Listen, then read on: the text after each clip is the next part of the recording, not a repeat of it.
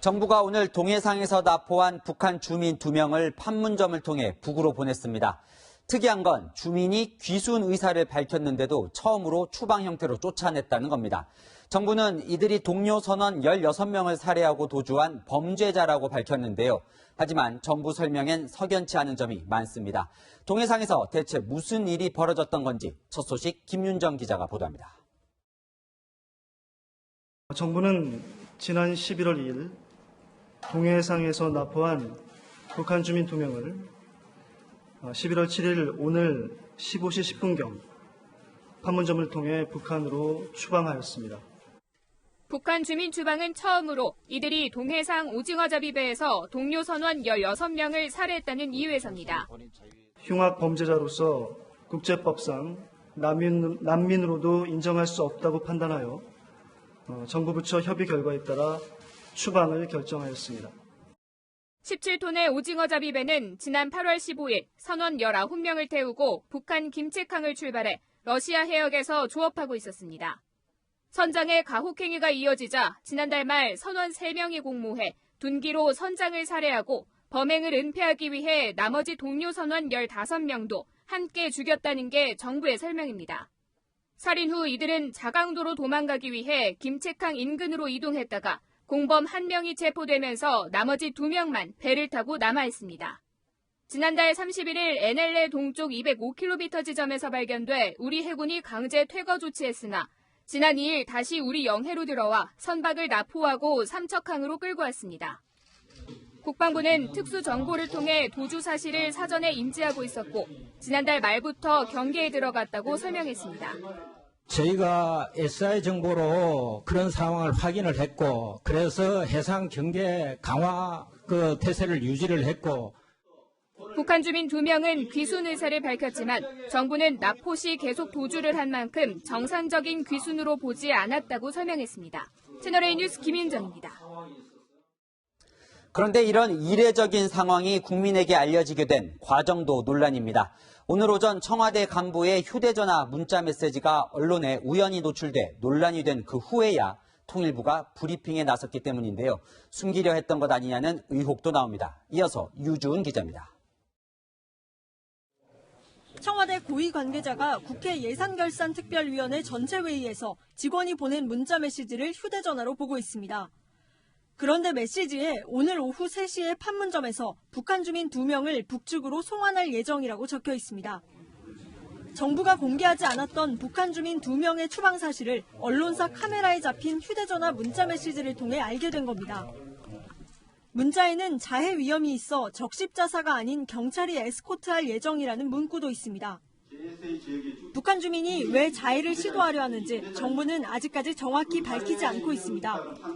자해 우려가 있는 북한 주민을 북한으로 보내는 일을 한단 말입니까? 반인륜적이고 진실도 조사해야 되지만 있을 수 없는 일이 진행되고 있습니다. 송환과 관련해 통일부와 국정원 간 입장 정리가 안 됐다는 대목도 있습니다.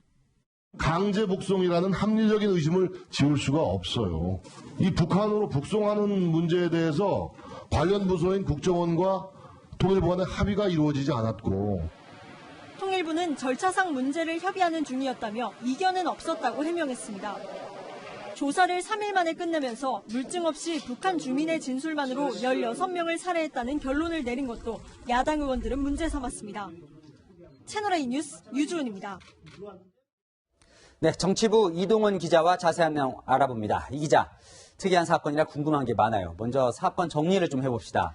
8월 15일로 거슬러 올라가는 거예요. 네, 17톤급 북한 배는 8월 15일 북한 김책항에서 19명을 태우고 러시아와 북한 해역을 돌아다니며 오징어를 잡았습니다. 그런데 2달 뒤인 10월 말쯤 20대 초반 선원 2명이 선장의 가혹행위에 불만을 가졌습니다. 이들은 또 다른 선원 1명에게 선장을 죽이자 돼지 잡듯 하면 된다, 둔기로 하면 된다고 제안했습니다. 이렇게 의기투합한 3명이 선장을 비롯한 나머지 16명을 모두 살해한 사건입니다. 그래도 3명이 16명을 살해한다는 게 상상이 좀 안 갔는데 네. 좀 구체적인 그 살해 과정이 좀 취재가 됐습니까? 네, 선장을 살해하자고 제안한 선원 중 1명이 배 앞머리에서 경계 근무를 서던 선원을 둔기로 살해했습니다.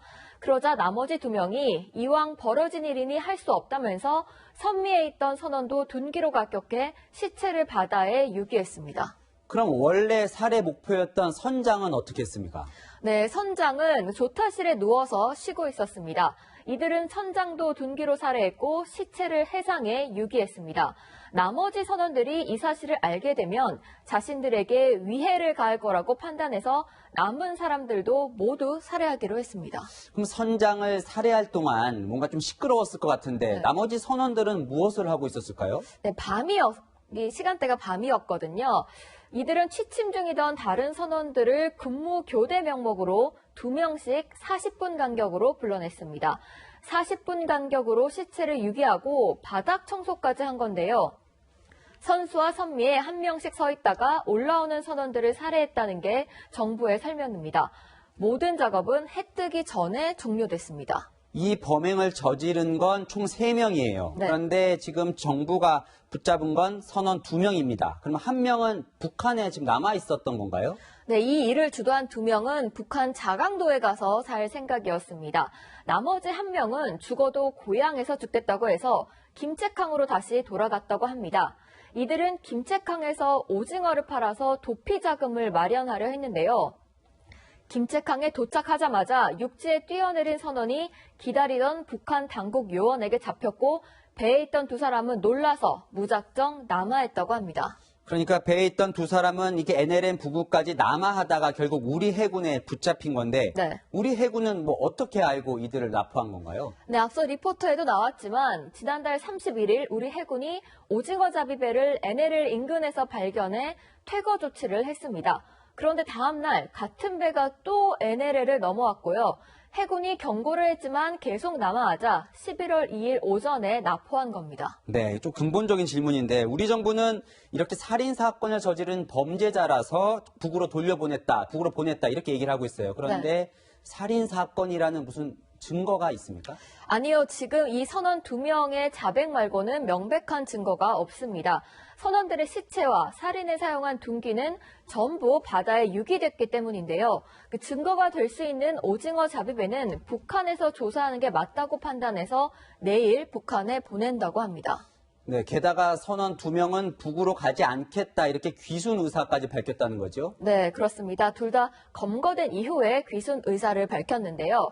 하지만 통일부 당국자는 계속 도망 다니다가 귀순 의사를 밝힌 경우라서 정당하다고 보기 어렵다고 판단했다고 말했습니다. 이들을 잡은 지 5일 만에 추방인데 뭔가 이게 진위를 파악하기에는 너무 짧은 시간 아니냐 이런 지적도 있는 것 같아요. 그 통일부 당국자는 통상 3에서 5일 정도가 걸린다고 했는데요. 청와대 비서실 관계자가 받은 문자를 보면 국정원과 통일부 간 입장이 다르다고 돼 있습니다.